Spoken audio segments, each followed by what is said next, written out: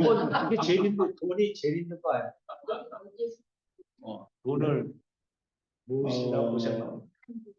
저는 이제 서울, 한국에 이제 말씀하십니다. 서울의 구로구에 구로구 오류동에 남북 사랑학교로 탈북 청소년 대안학교가 있습니다.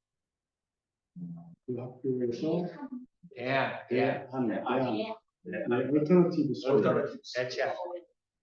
Alternative School for North Korean Refugee Youth and the Children of North Korean Mothers. 연령이 현재는 이제 8살부터 22세 정도까지. 그래서 네, 이제 초등학생하고 중학생들은 탈북민들이 한국에 와서 나와요. 네. 그러니까 말하자면 2세죠, 2세. 한인 2세처럼 탈북민 2세. 그러니까 현재 대한민국에는 34,000명이 넘는 탈북민들이 있고, 그 다음에 그 탈북민들이 낳은 2세들이 생겨났고, 드물게는 3세도 있겠죠. 근데 이제 34,000명 할 때는 1세 때만 말하는 거고요. 34,000명이 많은 숫자는 아니에요. 이제 조선족 같은 경우는 70만 명이 넘고, 와우. 뭐 귀화자까지 합치면 100만 명도 된다고 볼 수 있고, 영등포구 대림동 같은 경우는 가리봉동 같은 경우는 완전히 조선족 해방구가 돼서 네. 100만 명이 전. 네. 그래서 그럼 34,000은 남겼다는 거죠. 그래서 이제 여기 우리 미국에 살고 있는 한국 사람들도 이민자들이잖아요. 그래서 이제 이주민들이 원주민 사회에 어떻게 편입되어 들어가는가, 그것을 이제 미국의 정치학자, 쿠바 출신의 정치학자가 세 가지 기준으로 평가한 게 있습니다. 하나는 정부가 그 이민자들을 어떻게 받아들였느냐, 어떻게 대했느냐. 그다음에 두 번째는 이제 언론과 시민사회가 그 이민자들을 또 어떻게 취급했느냐. 그다음에 세 번째는 이민자들 스스로가 어떻게 공동체를 형성하고 힘을 영향을 길렀는가 하는 그런 세 가지 기준인데, 우리 미국에 있는 그 한인들 같은 경우에 뭐 특별히 미국 정부가 한인들을 적극적으로 받아들이지도 않았고 뭐 이렇게 적극적으로 배척하지도 않았던 걸로 알고 있어요. 그 다음에 이제 언론과 시민사회라고 할 때는 이 학자의 기준은 피부색입니다. 피부색이 페이시언 백인이 아니면 일단 부정적 차별하는 그렇게 봐요. 그렇게 하면서 한인들도 이제 차별을 받는 사람의 한 부류에 해당이 되고, 그다음에 이제 한국 사람들은 LA의 그 코리아타운처럼 굉장히 막강한 그 숫자와 공동체, 코리아타운과 같은 그런 그 눈에 보이는 한인 사회 조직이나 커뮤니티를 구축했느냐, 조직했느냐 하는 것도 중요하지만 이 숫자가 중요해요. 근데 미국에 사는 한인이 약 250만 명 되잖아요, 그죠? 정확한 숫자는 좀 다르지만, 그 다음에 이제 그거와 또 한 가지 중요한 건 뭐냐면 한인과 한인 1.5세, 2세, 3세들이 어떠한 직업을 갖고 있는지가 중요해요. 그래서 공무원으로 진출하고 은행으로 뭐 변호사로 그다음에 IT 기업으로 이렇게 좋은 직업을 많이 가져야 파워가 있고 자기 목소리를 낼 수 있고 그 대접을 받을 수 있고. 그런데 대한민국에 들어온 탈북민들은 정부는 적극적으로 받아들였어요. 물론 이제 보수 정부이냐 진보 정부에 따라서 온도 차이는 있었지만 그럼에도 불구하고 정부는 적극적으로 받아들였어요. 노무현 대통령은 이제 진보 정부지만 베트남에서 450명을 비행기로 탈북민들을 데리고 그래서 노무현 정부 때 계속 2,000명을 모았어요. 그래서 진보 정부든 보수 정부든지 간에 대한민국 헌법 제3조 대한민국의 영토는 한반도와 그 부속 요소로 요소라는 건 섬이죠. 대한민국의 영토는 북한을 포함한 한반도 전체와 울릉도와 제주도와 뭐 이 섬들을 다 포함한 말입니다. 그래서 북한에 살고 있는 그 주민들이 전부 대한민국 주민. 그 다음에 이제 이 북한을 떠나가지고 전 세계에 흩어져 있는 탈북민들. 그 중국에 시집살이 하고 있는 북한에서 인신매매로 중국에 팔려가서 중국에 장가 못 가는 남자들한테 팔려가서 살고 있는 탈북 여성들도 대한민국 국민이에요. 그래서 우리 대한민국의 외교부에 재외국민보호과, 재외국민보호과에서 탈북민 보호 의무가 있습니다. 물론 이제 그런 점에서 뭐 진보 정부하고 보수 정부 조금 차이가 있죠. 이명박 정부 같은 경우는 중국에 대해서 좀 강경하게 탈북민들을 특정하시는 탈북민들 보호 예정입니다. 그렇게 좀 입장을 취했었고 한 10년, 15년 전에 라오스에서 탈북 청소년 9명을 태우고 가던 선교사님이 그 탈북 청소년들을 북한 대사관 직원들한테 뺏겼어요. 탈북 청소년 9명이 북한 대사관 직원한테 붙잡혀가서 입송돼가지고 그 이후에 소식이 없어요. 그랬을 때 이제 대한민국의 언론과 시민단체에서 난리가 났죠. 한국 외교부에 대해서 막 비판, 질타하고 데모하고 시위하고 난리 났어요. 대한민국 그 라오스 주재 대한민국 영사관의 직원들은 뭘 하고 있었느냐 그 시간에. 왜 북한 대사관 직원들한테 북한 편을 하자면 선손을 빼앗겼느냐. 선수를 빼앗겨서 그 9명의 아이들을 지키지 못했느냐. 그래서 이제 외교부가 고민을 했죠. 그거 어떻게 해야 되나? 라오스가 북한하고 바꾸는. 그래가지고 이제 머리를 쓴 게 대한민국의 1년에 약 2만 5천 명 정도의 외국인 근로자들입니다. 왜냐하면 중소기업 3D 업종에 취업할 그 근로자가 없잖아요. 그래서 이제 뭐 태국, 캄보디아, 베트남, 뭐 그다음에 뭐 동아시아 탄탄 뭐 이런 나라들, 파키스탄, 방글라데시, 뭐 인도 많이 부산하죠. 그게 15개국이에요, 15. 그러니까 이제 매년 그 기업에 조사를 합니다. 당신들이 국내에서 채용 공고를 냈는데 직원을 채용하지 못하고 미달된 숫자를 알려달라. 그렇게 해서 이제 파악을 해서 2만 뭐 6,345명이 남다르면 15개 나라에 나눠줍니다. 나눠주면은 이제 그 나라에서 한국에 들어오려고 준비하고 있던 한국말 시험도 보고 그렇게 준비하고 있던 이제 근로자들이 들어오게 되고 예를 들어서 캄보디아 한 달에 월급이 10만 원, 많아야 20만 원. 근데 한국에 오면은 한 달에 200만 원, 300만 원. 그래가지고 한국 정부가 이제 라오스에 대해서 이렇게 니네 북한하고 손대라. 북한하고 손대고 우리 남한하고 한국하고 친하게 지내자. 그러면 외국인 노동자를 한국에 파견할 수 있는 16번째 나라가 되게 해줘. 그래갖고 라오스가 16번째 나라가 됐어. 이야. 네, 그래갖고 지금 라오스가 이제 탈북민들 구성 안 시켜. 전부 이제 우리한테. 네, 그게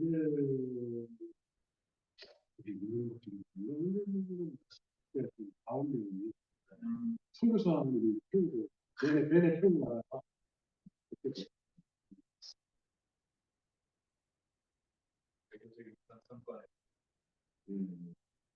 그래서 이제 우리 아까 말했죠. 그러니까 이주민이 그 사회에 어떤 모양으로 편입되어 들어가는가 하는데 첫 번째가 이제 정부의 태도. 정부는 탈북민들을 적극적으로 이제 받아들여야 하도록 돼 있고 탈북민이 이제 대한민국에 들어오면 약 2달 정도 국정원 CIA, KCIA에 들어가서 조사를 받죠. 조사를 받는 이유는 조선족인데 탈북민을 가장해서 들어온 사람이 아닌가.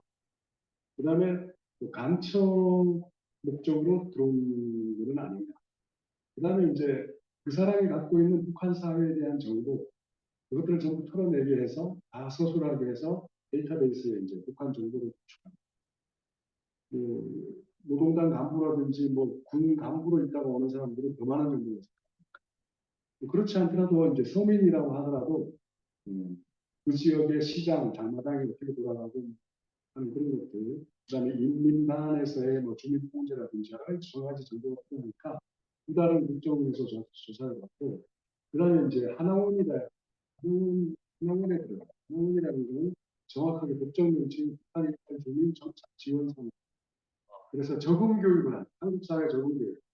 왜냐하면 북한 사회에서 세금이 없잖아요. 세금. 그다음에 뭐 이자 이런 것도 잘 없잖아요. 네. 은행도 뭐 거의 유명무실하고. 네. 그래서 이제 이 한국 사회에 이제 뭐 민주주의는 어떻고 한국은 어떻고 뭐 그다음에 경제 제도, 뭐 사회 문화 교육, 그다음에 뭐 아파트, 뭐 주거 생활 뭐 이런 것들이 이제 12주 동안 12주 배우면서 나와서 이제 홈스테이도 해보고, 그다음에 또 시장으로 뭐 경북으로 이제 이렇게 현장 학습도 하고, 그게 이제 12주 걸리고, 그래서 토탈 이제 한 5, 6개월 지나면 한국 사회에 나오고, 한국 사회에 나오면 바로 주민등록과 집이 주어요. 집이 주어져요. 와. 영구 임대주택. 야. 영구 임대주택. 그러니까 평생 살 수 있는 집. 야.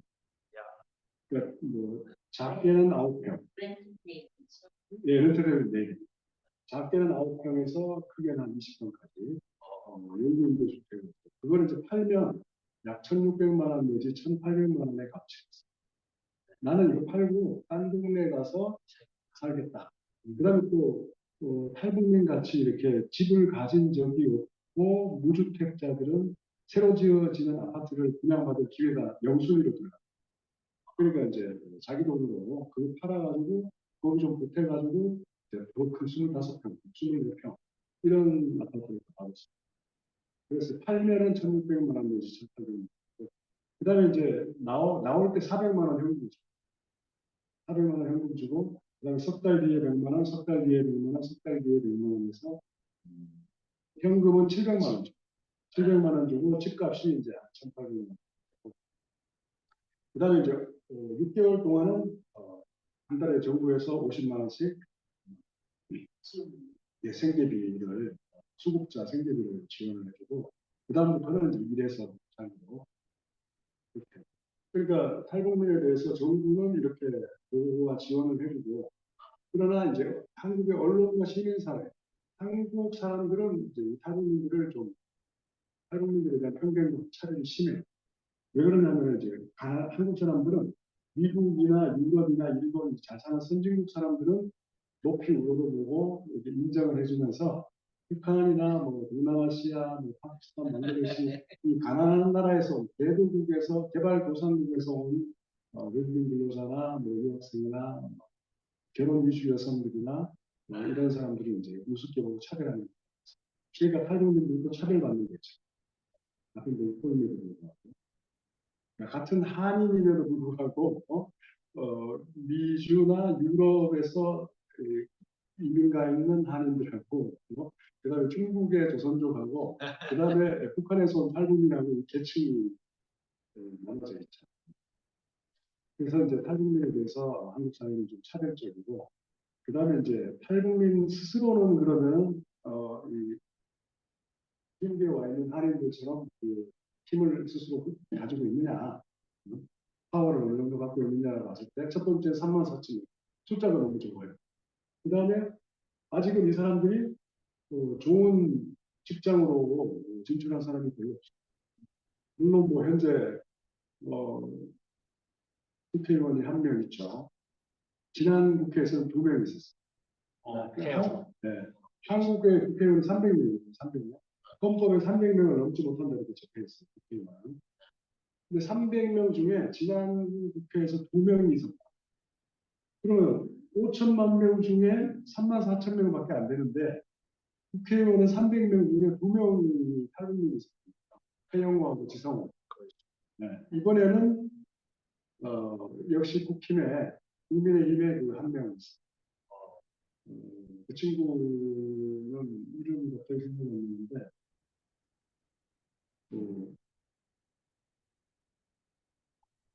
그 서울대학교 공과대학 재료공학과 반도체 이런 재료공학과에서 그 석사학위와 박사학위를 했고 그다음에 이제 현대 경남도 당진에 있는 현대제철에 좀 근무하다가 국회의원으로 이렇게 발탁이 됐는데 그 사람이 북한에 있을 때 이 ICBM 대륙간 탄도탄이라든지 미사일 개발에 대해 참여한 적이 있어서 북한 미사일 전문가다 그런 말이 있는데 그건 이제 실제로 그런지 모르고 우리 남부산학교에 한번 초대해서 학생들한테 간증을 하고 있어요. 그 사람이 이제 그 서울대학교 기독교 교수협의회 회장을 하던 서울대 공과대학 재료공학과 교수님, 이 교수님이 이 친구를 키워줍니다. 이 교수님이 이제 한국대학교 이사도 하고 좋은 교수님인데 역시 그러니까 이 크리스천들이 역할을 해서 안 그랬으면 자기 힘으로 역사학위를 하게 됐죠. 박충권. 네, 박충권이에요. 박충권이라고 지금 300명 중에 국회의원 한 명이 탈북민이 있어요. 그것도 굉장한 거죠, 그죠? 네, 굉장한 그 백퍼선 탈북민의 목소리를 낼 수 있다고 하는 그래서 이제 한국 정부는 탈북민에 대해서 이제 적극적으로 지원하고 있고, 불안한 사회는 탈북민에 대해서 차별적이고, 탈북민들 스스로는 뭉치지도 못하고 숫자도 적고 아직도 좋은 직업에도 진출하지 못합니다. 그렇기 때문에 탈북민들이 한국 사회에 적응하고 건강하게 한국 사회에 통합되는 것은 쉬운 일이 아니라고 합니다. 그렇기 때문에 한국 교회가 더욱더 탈북민들을 잘 돌봐줘야 됩니다. 네. 그렇지 않으면은 일탈할 수가 있죠. 범죄라든지 유흥업소라든지 중독, 컴퓨터 중독, 마약 중독, 아니면 자살, 우울증과 자살 이런 분들이 있고 이번에 그 한 분이 발표하기를 젊은 탈북에서의 95%가 유흥업소에 들었어요. 조금 과장된 수치처럼 보이기는 하는데 이제 실제 사례를 보면은 그 로스앤젤레스 타임스의 여기자인 바바라 베닉스가 책을 썼어요. 영어로 된 책인데 Nothing to Envy, 부러움 없어라. 이게 북한의 그 노래의 제목이에요. 세상에 부러움 없어라. 우리나라는 천국이기 때문에 세상에 부러움이 없다. 그래가지고 이제 어릴 때부터 세상에 부러움 없어라는 노래를 부르거든요. 그래서 이 여기자가 책 제목을 Nothing to Envy, 땡땡하고 Real Lives in Moscow라는 책을 썼는데 여기에 이제 6명의 탈북민 스토리가 나와요. 6명의 탈북민 스토리가 나오는데 6명이 다 함경북도 청진 출신. 그러니까 이 여기자가 청진에 포커스를 맞춰가지고 청진이라는 지역에 포커스를 맞춰서 청진 출신의 6명의 남자 여자 탈북민들을 끝까지 뭐 추적하고 시대 상황도 보태고 그래가지고 굉장히 재밌게 썼는데 제가 그 책을 이제 올해 복파를 했어요.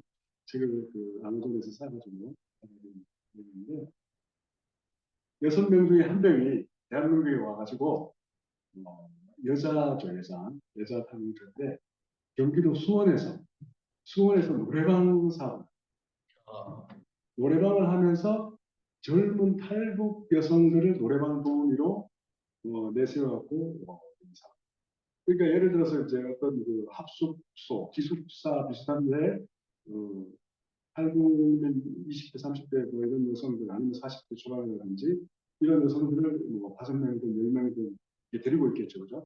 그러면 이제 먹이고 재우고 이제 저녁 시간 되면은 차에다 싣고 이제 노래방으로 가는 거예요.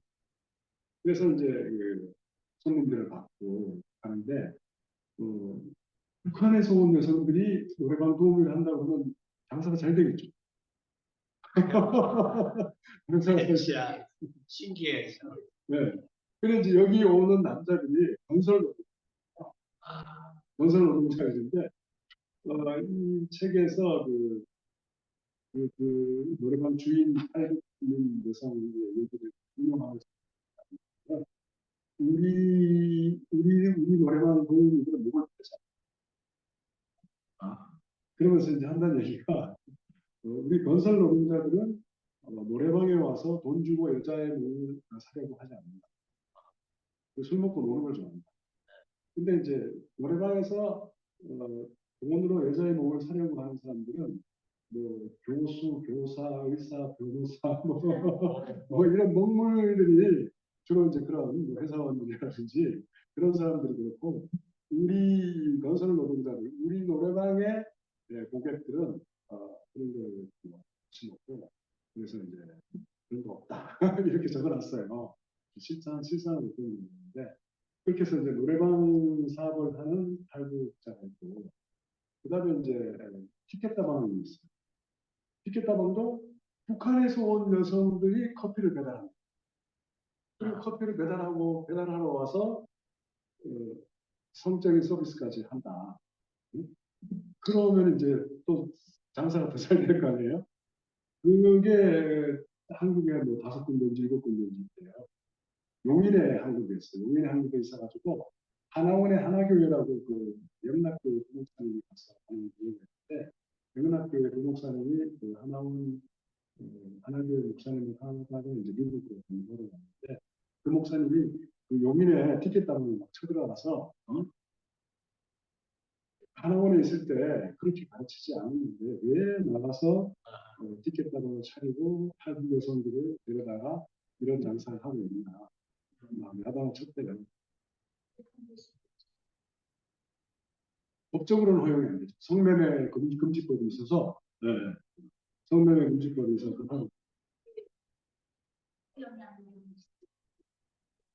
근데 그게 이제 신고를 하지 않는 한 현장 적발이 어렵죠. 근데 이제 그 제가 학생들을 데리고 그 안동의 하회마을을 갔거든요. 하회마을에 가서 250년이 넘은 그 기와집에서 학생들하고 자는데 그 집 주인이 우리 안동에 위에 올라가면 등산을 있대요. 등산. 통산. 예, 풍산 금속이 뭐 안동 그 하회유 씨 집안에서 풍산 금속을 지렸는데 그러면서 풍산읍에 가면 탈북 여성 100명을 데리고 있는 티켓다방이 있고요. 좀 과장된 얘기 같은데 티켓다방에 뭐 10명, 20명만 있어도 많은데 근데 그 안동이라는 네, 시골이에요, 시골. 제가 청송 출신이라서 그 안동하고 붙어 있는데 그 안동시 그 안동군 풍산읍에도 탈북 여성 티켓다방이 그러다 보니까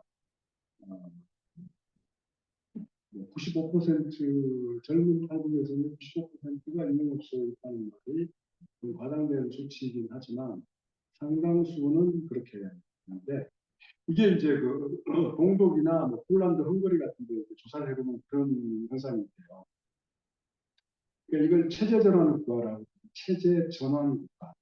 그러니까 사회주의 체제에서 자본주의 체제로 전환하는 국가에서 남자도 물론 나이 많은 남자들이 영어를 못한다, 뭐 컴퓨터를 못한다 이렇게 해서 적응을 잘 못하지만 여성들의 경우에도 뭐 마찬가지로 영어를 못하고 컴퓨터를 못하고 이렇게 해서 새로운 사회에 빨리 적응을 못하게 되면 몸을 파는 일이 생깁니다. 그래서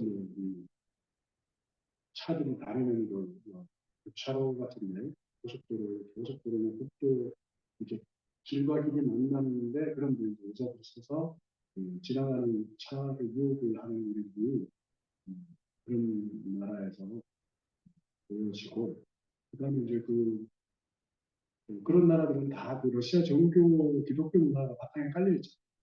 그럼에도 불구하고 세계 전환 이후에 복음 전파가 쉽지 않다.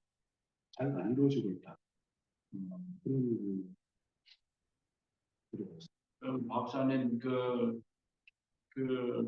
대안학교로 인해서 그 뭔가 특이한 그 붐이 일어나고 있나요? 한국에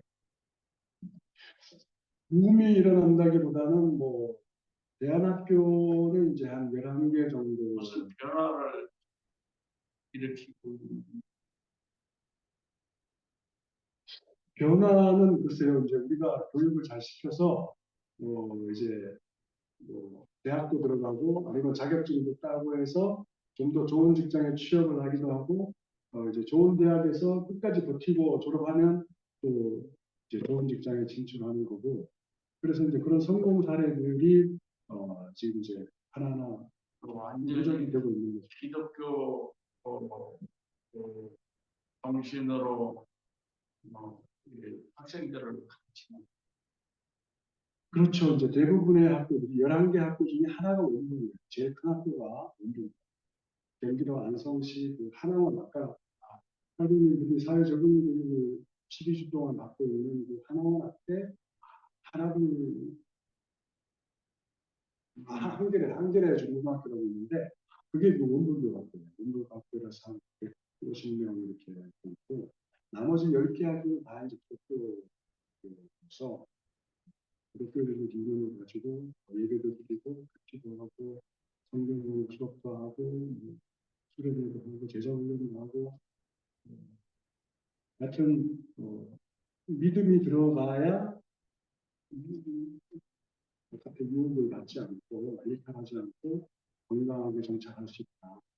그렇게 해서 신앙 안에서 그러면 국가에서 이런 학교를 우리 나라에 꼭 필요하기 때문에 뭔가 지원을 해줄 수도 있지 않을까. 예, 지원을 해줍니다. 지원을 해주는데 이제 남북선학교 같으면은 현재 한 35명의 학생이 있고 올해 이제 통일부 산하 남북하나재단 북한이탈 주민지원재단으로부터 1억 4천만 그 다음에 또 교육부로부터 또 1억 4천만 원 그렇게 해서 학교 운영비의 약 30% 정도를 이제 정부 보조금으로 내년 내년 예. 그렇게 제가 이거는 탈북자의 자녀도 국립투표를 할 수 있지 않나요? 네, 왜 대안학교 대안학교를 선택하는 이유는 이제 뭐 첫 번째는 나이가 많기 때문에 예를 들어서 뭐 20살 처음에 이제 2016년도에 우리가 문을 열었는데 그때 뭐 학생들 거의 대부분이 25살이 넘는 25살 이하의 그 중에 이제 초등 학력이 없는 아이들은 초등학교 검정고시 그러니까 북한에서 중학교 인민학교를 졸업했다. 국정원에 그렇게 진술하면 학력이 인정. 그러면 걔는 이제 중학교 졸업 검정고시 보고 그다음에 이제 지금은 중고등학교가 분리됐는데 그전에는 고등중학교 5년 과정이거든요. 고등중학교 5년 과정에 3년을 마치고 왔다. 그렇게 이제 국정원에서 진술하면 중학교 졸업입니다. 그다음에 이제 고등중학교 5년을 다 졸업했다. 그러면 이제 고졸 학력이 인정이 돼서 고졸 검정고시도 안 보고 바로 이제 대입 준비. 그다음에 이제 북한에서 전문대학교 졸업하고 왔다. 나는 철도 전문대학교를 졸업하고 왔다. 그러면은 그 학력을 인정해서 예를 들어서 총신대학교 신학과에 간다 그러면 3학년으로 편입됐어요. 3학년 때. 그렇게 되는데 아이들이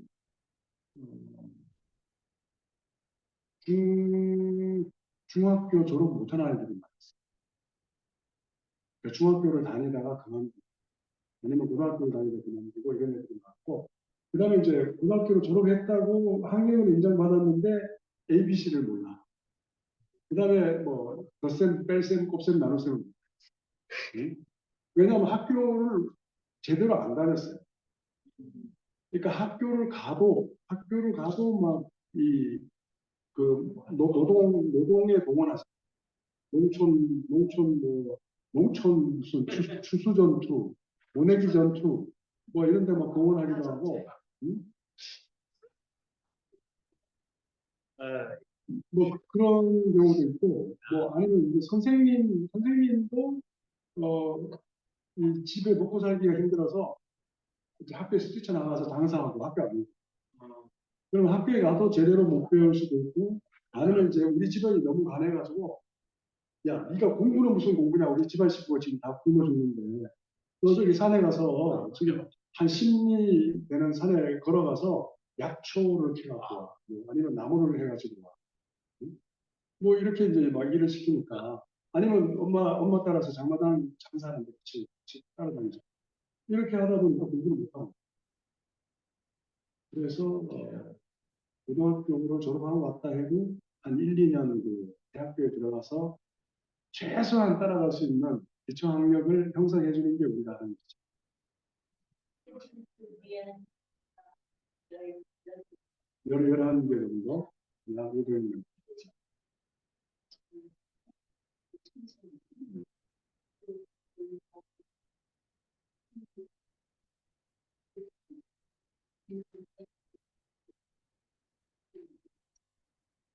그렇죠. 초중 고등학교에 약 2,500명. 그 다음에 이제 대안학교에 500명. 그러면 약 3,000명이죠. 그러니까 일반 학교 다니는 애들 더 많은데, 근데 현재는 북한 출신이 30%밖에 안 돼요. 그러니까 이 3,000명이 일반 초등학교, 중학교, 고등학교, 그다음에 남북산학교 같은 대안학교를 다닌다고 할 때 북한에서 왔느냐 아니면 엄마가 인신매매로 중국에 팔려가서 중국인 남자와의 사이에서는 소위 제3국 출신, 중국 출신 탈북민 자녀, 그러니까 즉 엄마는 북한이고 아빠는 중국인입니다. 30%만 북한. 네. 나머지는 2,100명은 중국 출신이다. 그리고 이제 초등학생 같은 경우는 80%가 중국 출신. 드물게 러시아나 미얀마나 뭐 몽골 출신도 있습니다. 그러니까 이제 제3국 출생 탈북민 자녀, 북한 출신이 아닌 제3국 출생 탈북민 자녀들은 예를 들어서 러시아의 벌목공이 탈북했어요. 탈북해가지고 유럽 사람처럼 생긴 백러시아계 여자와 동거를 하면서 아이를 낳고 한국으로 왔어요. 그래서 강원도에 집을 받았는데 정 디미트리라고 얘가 이제 우리 학교에 잠시 왔다가 옆에 다른 학교에 있는데 기숙사에 이제 넣어줬거든요. 얘 생김이 완전히 유럽인이에요. 유럽 사람이에요. 네? 한국말 못하고 지금 배우고 있는 거죠. 지금은 잘하겠죠. 이제 한 벌써 4, 5년이 지났는데 그러니까 제3국 출신 탈북민 자녀 중에 98%는 중국 출신, 즉 엄마는 북한 출신이고 아빠는 중국에 있는 사람인데 제3국 출신 중에 드물게는 러시아 출신입니다. 러시아 출신의 경우는 대부분이 아빠가 북한이고 여자는 러시아다. 엄마는 러시아인 그런 그러니까 이런 아이들이 초등학교는 10명 중에 8명이 넘었어요. 순수 북한 출신은 2명밖에 없어요. 왜냐하면 코로나 팬데믹 이후로 북한에서 나오지 못해요. 그다음에 중국에 있는 사람도 한국으로 들어오기가 어려워요. 그러니까 그 코로나 팬데믹 때 초창기였나? 그때 이제 압록강이나 도망강을 건너는데 1,000만 원이 들고 그다음에 거기 건너면 장벽이거든요. 장벽에서 연길시나 심양시까지 오는데 제일 위험한 코스 250만 원 정도 들고 거기서 다시 태국까지 오는데 다시 250만 원. 그러면 1,500만 원이면 북한에 있는 엄마를 데리고 싶다. 북한에 있는 누나를 여동생을 데리고 싶다. 그렇게 되는데 지금은 이게 8천만 원이 됐어요. 그러니까 강을 건너는데 뭐 6천만 원, 아니면 8천만 원. 그다음에 이제 강을 건너서 연길이나 신양까지, 또 연길이나 신양에서 태국까지. 그러니까 연길이나 신양에서 태국까지가 250만 원이었는데 이게 1,000만 원입니다. 1,500만 원까지 줍니다. 돈도 돈이고, 그래가지고 코로나 팬데믹 이전까지 뭐죠? 2019년까지인가요? 2019년까지 1,000명이 넘었는데 대한민국 육만 800명 숫자가 갑자기 63명, 226명인가? 226명, 65명, 63명, 그러다가 이제 작년에 190명인가 200명 거기까지 올라왔어요. 그래서 이제 탈북청소년 대안학교인데 그것도 탈북청소년이라고 말은 붙였는데 사실 북한 출신은 뭐예요? 제일 대안학교 운영하면서 정말 이게 우리 기도 제목이고 참 이루어져야 되는데 좀 뭔가 부닥쳐서 잘 안 되는 뭐가 있으면 그런 건 뭐가 혹시 있나요? 글쎄요, 지금 애들의 어머니, 그러니까 이제 중국 출신 탈북민이 아니라고, 그럼 엄마는 북한이고 아빠는 중국인데, 엄마는 한국에 와 있는데 아빠는 중국에 있어요. 그러니까 이제 가족이 떨어져 있고, 한국에는 엄마가 이제 새로운 아빠랑 결혼을 했든지, 아니면 이제 남자친구와 동거하고 있어요.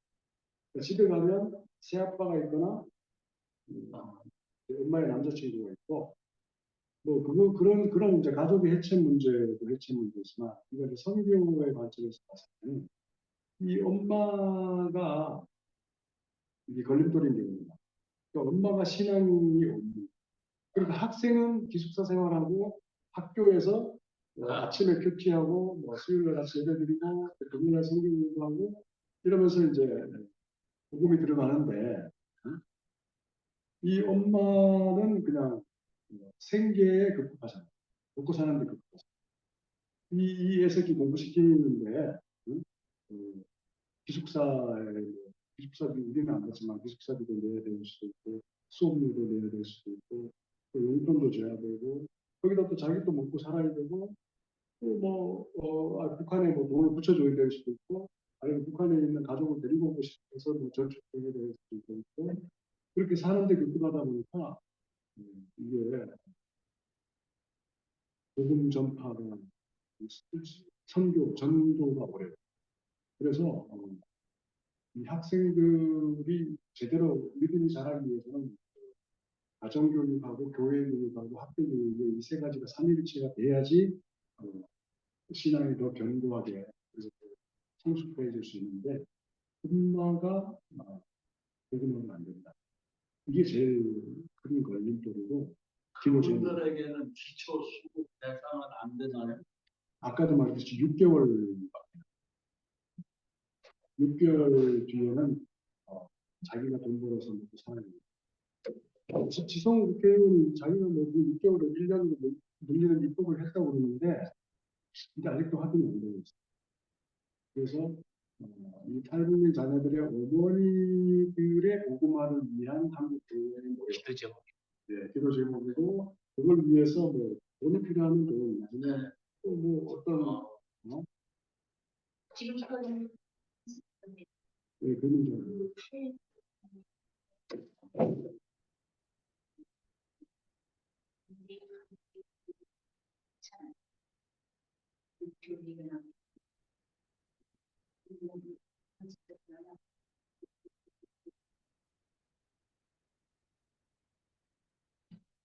하는 일이 없지는 않고 이제 한국이 현재 어제 허나멜 목사라고 탈북민 목사가 영상으로 사례 발표, 간증 비슷하게 했는데 그분이 말하기로는 이제 한국에 탈북민 교회가 79개가 있습니다. 79개.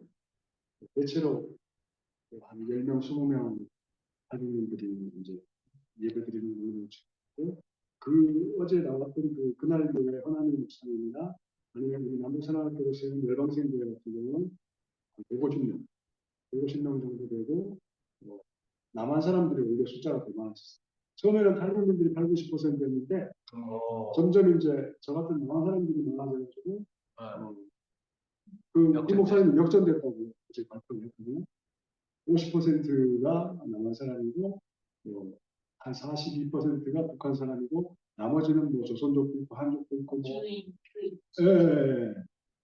결혼하신 이런 예. 그러니까 이제 탈북민 교회가 79개가 있고 그다음에 대형 교회 안에 탈북민 예배 공동체가 있어요. 예배 공동체가 있는 게 이제 사랑의 교회라든지 뭐 안산의 동산교회라든지 분당의 할렐루야 교회라든지 아니면 뭐 이단 교회 구로의 그 무슨 이단 교회 있죠. 신천지 말고 그 방송국에 들어가서 자기들 만민교회? 예, 만민교회. 탈북민들이 오면 무조건 5만 원씩 줘. 그러니까 한 달에 4번 가면 20만 원. 예를 들어서 그 탈북민이 한 주에 200명이 오면은 한 달에 1,000만 원이 들어가는 거죠. 200명한테 5만 원씩. 그렇게 이제 그렇게 뭐 하는 데도 있고 그래서 대형 교회에서 그런 식으로 대형 교회에서 이제 구역 모임 탈북민들을 남한 사람들하고 섞어서 구역 모임도 하고 탈북민들을 위한 주체가 따로 들어가고 탈북민들을 위한 새신자 교육 교재, 제자 훈련 교재도 좀 따로 들어가고 실질적으로 그런 식으로. 그게 공동체에 적응하는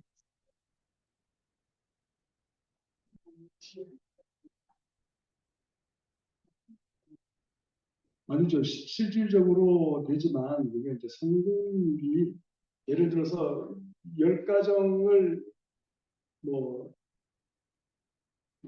복음을 전하고 정말 제자 훈련을 시키고 뭐 노력을 기울였는데 그 중에서 2~3가정 성공하려면 굉장히 성공했다고 볼 수 있죠. 그죠? 그런 식으로 이제 성공 사례는 또 있고 그러나 또 이제 떨어져 나가는 경우는 떨어져 나가는 건데 우선 이제 세대별로는 어제 그 발표에도 있었지만 장마당 세대, 그러니까 1990년 이후에 출생한 그러니까 북한 국가와 정부의 배급을 모르는 배급이 끊어지는 상황에서 장마당에서 수요 공급이 이루어져서 커온 이 장마당 세대는 개인주의적인 성향, 뭐 부에 대한 욕구 이런 것들이 있어서 이제 세뇌가 널린 거죠. 세뇌가 사가송에서부터 교육을 받았으니까 세뇌가 영 안 됐다고는 볼 수 없고 그러나 세뇌가 덜 되죠. 사상 교양이 덜 들어갔어요. 그래서 이제 복음에 상대적으로 열려 있기 때문에 장마당 세대들은 복음이 좀 쉽게 들어가지만 기성 세대들은 복음이 들어가기 어렵죠. 왜냐하면 주체 사상에 의해서 이 사상 교양이 너무나 강력하게 들어가기 때문에 그 아주 지독한 반기독교적인 선교사가 과수원을 하고 있는데 개를 키웠는데 어린애가 가서 사과를 훔쳐 먹으니까 그 개를 풀어가지고 어린애를 죽게 만들었다. 물어서 죽게 만들었다. 이렇게 가르칩니다. 그래서 기독교는 공산주의에서는 이제 종교는 앞편이고 북한 사회에서는 특별히 기독교는 악이고 선교사는 미제국주의의 앞자리 간첩이다. 이렇게 교육을 시키기 때문에 이 사람들을 복음화한다고 하는 것이 결코 쉽지 않아요. 그런데 어떻게 탈북민들 중에 믿음 좋은 사람들이 나오느냐? 그것은 고난 때문이구나. 그러니까 아까 이제 그 유대인들 귀환하는 이야기를 했잖아요. 그러니까 1990년도에 소련이 무너졌어요. 러시아에 유대인들이 많이 살고 있었거든요. 그래서 이제 유대인들이 많은 수가 이제 이스라엘로 왔어요. 이스라엘로 왔는데 이 사람들이 이제 그 구약 성경만 믿고 야훼 하나님만 믿고 예수 그리스도는 믿지 않고 메시아는 아직도 오지 않았다고 하는 사람들인데 이 사람들이 그 소련 치하에서 1917년부터 90년까지는 73년 동안 소련 공산주의 사회에서 속고 당하고 막 강제 이주당하고 차별당하고 막 이러면서 했던 그 고난, 그다음에 그 공허감, 그런 것 때문에 이 메시아 우리 기독교가 개신교가 그 사람들한테 전파가 되기가 비교적 쉽다는 거예요. 그러니까 이 이스라엘 땅에 살고 있는 사람들한테는 우리가 전도를 해서 예수님을 받아들이기가 정말 어렵고 그러나 그중에서도 지금 메시아닉주가 막 나오고 있다는 거 아니에요. 근데 이제 이 러시아에서 온 사람들이 더 쉽다는 거예요. 그런 것처럼 탈북민들 중에서도 마찬가지죠. 그죠? 김씨 산부자들한테 속고 그 자이반 타이반 중국에 팔려가서 시집살이하면서 온갖 고생 다 하고 하던 그 어떤 공허함에서 이제 예수님을 받아들이는 그런 게 있는데 그래서 받아들일 가능성이 있다는 거고 반대 측면에서 보면은 탈북민들한테 전도하는 것이 결코 쉽지 않아요. 쉽지 않아요. 그냥 저 신용 그러니까 중국에서 이제 숨어서 우선 그 생존 먹는 게 필요하고 그다음에 안 붙잡혀가는 안전 생존과 안전을 위해서 선교사님 품에 있으면서 믿는 척했다는 거예요. 크리스 세상 대신에 기독교로 겉모양만 바꾸는 그런 걸 하고 있다가 대한민국에 딱 도착하고 나서는 기독교 껍데기 벗어제껴 버리고 돈 버는 대로 그냥 뛰쳐나가는 많은 사람 그런 사람들이 있어. 그리고 이제 또 하나는 김일성이한테 속았는데 또 누구한테 속으랍니까? 김일성 하나님, 김일성 신한테 속았는데 또 새로운 신을 믿으라고 하는데 이 신을 과연 믿을 수 있냐? 누구한테 또 속으라는 여기까지만 할까요? 그래요. 오늘 좀 너무 귀한 말씀 많이 들었죠. 정말 듣도 보도 못한 얘기 들으신 것 같지. 그죠? 저는 대한학교가 없었으니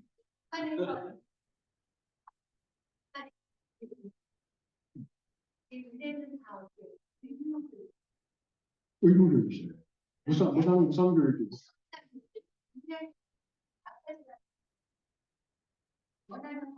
고등학교까지 가는 거죠. 고등학교까지 가는 거고, 대학교는 이제 성분, 42개 성분. 예, 성분이 좋아야 돼요. 성분이 좋아야 되고, 공부를 아주 잘해야 되고, 그렇게 해서 이제 극소수만 대학교 가고, 대부분은 이제 군대를 가요. 군대 가서 10년. 10년. 군대 가서 10년을 하고 나왔을 때, 이제 대학교를 갈 수 있는 경우에 이제 본인의 의지와 그거에 따라서 대학교를 갈 수 있는데, 예, 군대도 못 가는 경우도 있고, 군대를 10년 갔다 왔는데 내가 원하는 대학, 원하는 과를 안 보내줘서 탈북한 형제도 있었어요. 막 과도 이렇게 정해줘 버려요.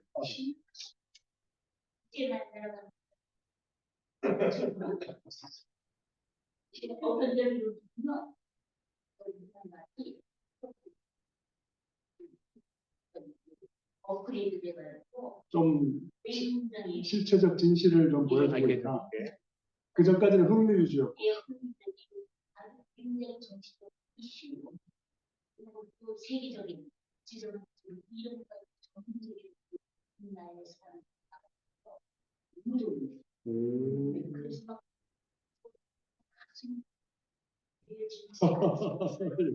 옛날